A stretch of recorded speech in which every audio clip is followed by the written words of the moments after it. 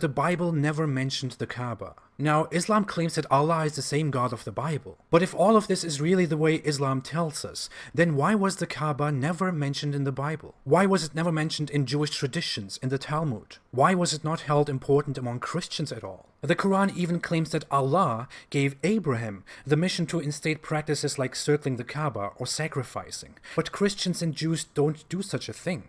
If that place was so important to Allah, who Muslims claim is the same God of the Bible, it would have been frequently visited by Christians and Jews everywhere. But there is no mention of the Kaaba at all in the history of Christianity and Judaism before Islam. Only Islamic sources claim that Christians and Jews also respected the Kaaba religiously, but there is no evidence to that. That's why many historians don't buy that story. Sure, Muslims claim that Jews and Christians falsified their scriptures, the Bible, but both Jews and Christians, especially their religious authority, want to be believers and uphold their religion. What is the purpose of removing references to the Kaaba from the Bible, from other texts, from their oral traditions, or even from their memories? Why would they do that? If the Kaaba is only not mentioned among Christians and Jews because the Bible was falsified, how the hell did Christians and Jews even manage that, when there are so many heretical sects among both religions? It was difficult to unify Christianity and Judaism about very basic things like dress codes and Jesus. But it was so easy to get rid of venerating Kaaba altogether,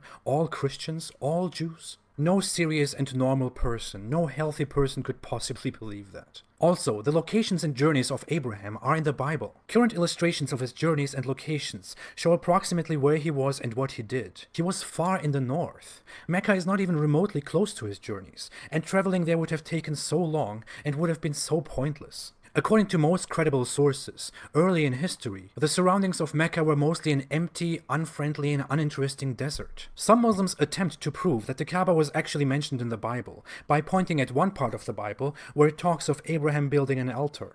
But according to the Bible, Abraham built several altars for God in multiple places, not only one. The same apologists who make such claims totally ignore that. Critics often question why the Kaaba, a site of immense significance in Islam, is not mentioned in the Bible, the Talmud, or Jewish and Christian traditions. They argue that if Allah is the same God as the God of the Bible, the Kaaba should have been a central focus in these earlier scriptures.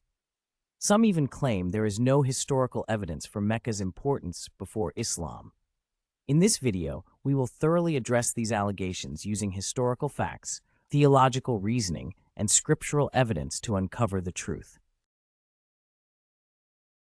The Bible is not an all-encompassing historical document. Its focus is primarily on the covenant between God and the Israelites, centering on the land of Canaan, modern-day Israel, and Palestine. This regional and tribal focus explains why the Bible omits details about other monotheistic traditions, including those related to Abraham in Arabia.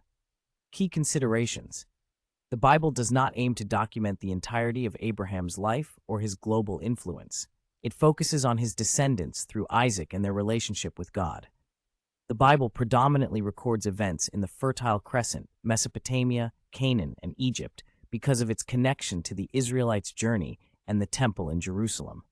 The Bible also omits regions of significant historical importance, such as ancient India, China, and Arabia, despite their civilizations existing during biblical times.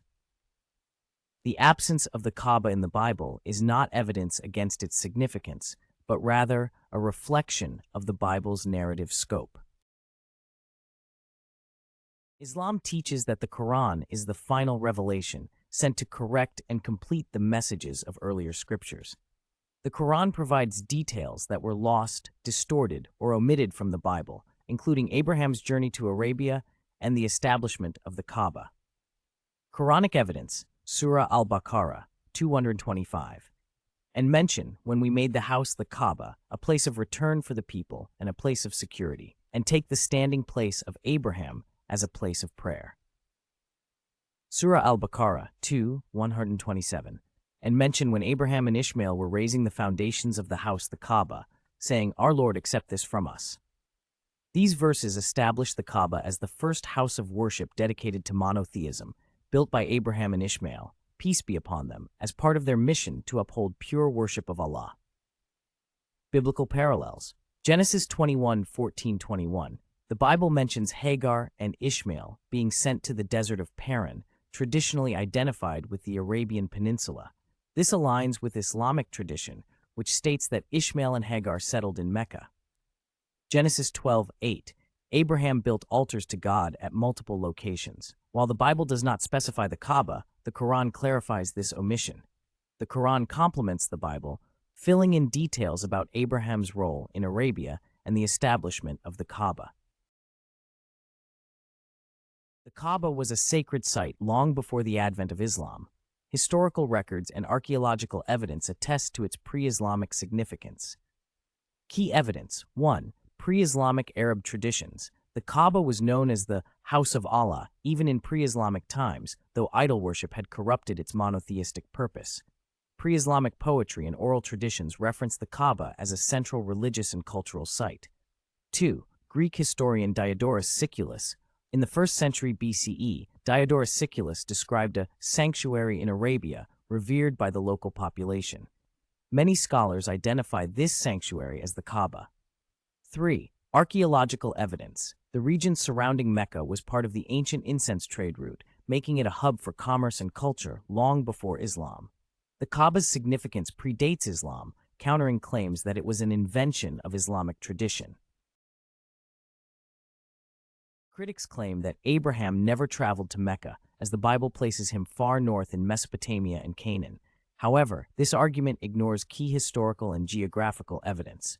For one, Hagar and Ishmael in the desert of Paran. Genesis 21:21 states that Ishmael settled in the wilderness of Paran, identified with Arabia. Islamic tradition further clarifies that this wilderness includes Mecca. 2. Trade routes and settlements. Ancient trade routes connected Canaan to Arabia, making travel feasible for Abraham. Mecca's location along the incense route made it a logical destination. 3. Biblical omissions. The Bible's silence on certain aspects of Abraham's life, including his journey to Mecca, does not equate to their non-existence. Abraham's journey to Mecca is consistent with historical and scriptural evidence. Critics question why Jews and Christians would omit references to the Kaaba if it were important. Historical and theological factors provide clear answers. 1. Centralization of worship. Judaism emphasized the temple in Jerusalem as the sole center of worship, sidelining other religious sites. Early Christianity shifted focus to spiritual worship, de-emphasizing geographic locations. 2. Geopolitical motivations. Acknowledging the Kaaba would have undermined Jerusalem's centrality, creating political and religious conflicts. The omission of the Kaaba reflects historical and political priorities, not its insignificance. The absence of the Kaaba in the Bible or Jewish Christian traditions does not diminish its importance.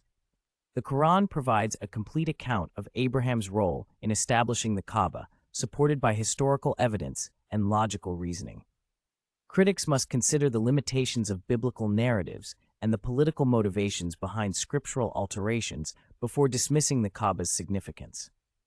Islam's message restores the universal monotheism of Abraham, centered on the Kaaba as a symbol of unity for all humanity.